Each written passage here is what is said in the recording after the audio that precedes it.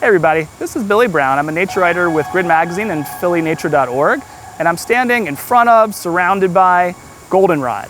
Some people think of it as a fall wildflower, as sort of a kickoff to the fall. I'm not a big fan of the fall. I'm not really a pumpkin spiced latte kind of guy, but I do love summer, and so even though technically we're filming this right after the equinox, I will consider goldenrod a final blazing salute to the good times. Goldenrod is a genus of plants, so it's a bunch of species. In our area, we've got something like 20 different species of goldenrod that you could find. They are members of the same family as daisies and asters, even if they don't really look like it. When you look closely at them, you'll see a whole bunch of little yellow flowers, and each one of those little flowers is kind of like its own little daisy, if you want to think of it that way. We humans might love goldenrod for the aesthetics. This is some beautiful stuff. Behind me in this patch of goldenrod, we've got the bright yellow of the goldenrod, we've got the sort of more muted white of some bone sets, we've got some little white asters that might be heath asters, but all together it looks really nice.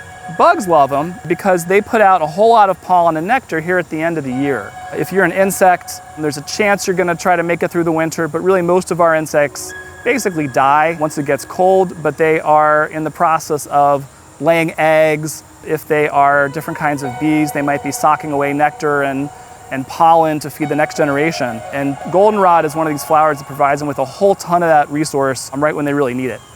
Goldenrod has a reputation for causing allergies.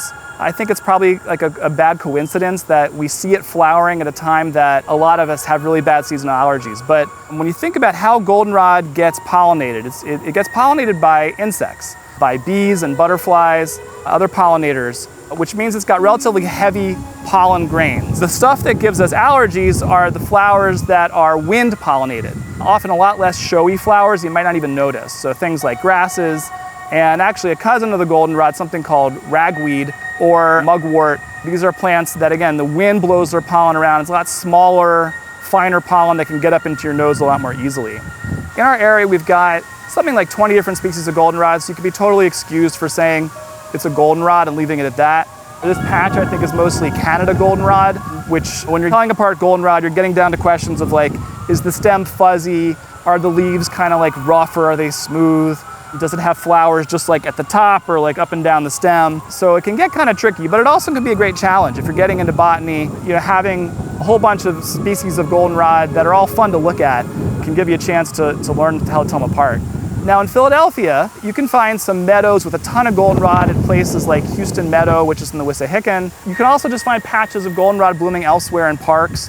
I've even found it growing out of a sidewalk near my house. Now, in a lot of our area, a lot of places that would have had goldenrod a couple hundred years ago, old fields that are sort of recently been abandoned. These days in Philadelphia, we have an exotic plant from Europe and Asia called mugwort that takes over. Mugwort is not from around here, so that means it came here without the insects and other ailments, fungi that would sort of hold it back in its native territory.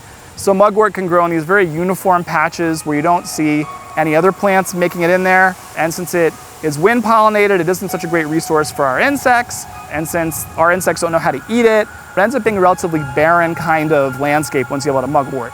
Whereas with goldenrod, you have like bugs everywhere. And so I've noticed this just driving across Pennsylvania, that once you get about an hour outside of Philadelphia, you sort of see the shift along the highway side from mugwort back to goldenrod, as I guess we're in territory the mugwort hasn't reached yet. So this right here is one of my favorite bugs that loves goldenrod. I'm pretty sure this is a locust borer beetle. It's the beetle whose larvae develop sort of under the bark of locust trees. As you can tell with that yellow and black coloration, this thing is a wasp and bee mimic. So it wants to look scary so that birds don't pick it up because they think they're gonna get stung. But again, this is one of these great little bug species that we find on goldenrod this time of year. Keep in mind, in a park like this, it's against the rules to pick flowers, but goldenrod looks great in a vase. So if you happen to find some growing in your garden in sort of a weedy patch or out of the sidewalk, this is great stuff to pick and like show off on the dining room table.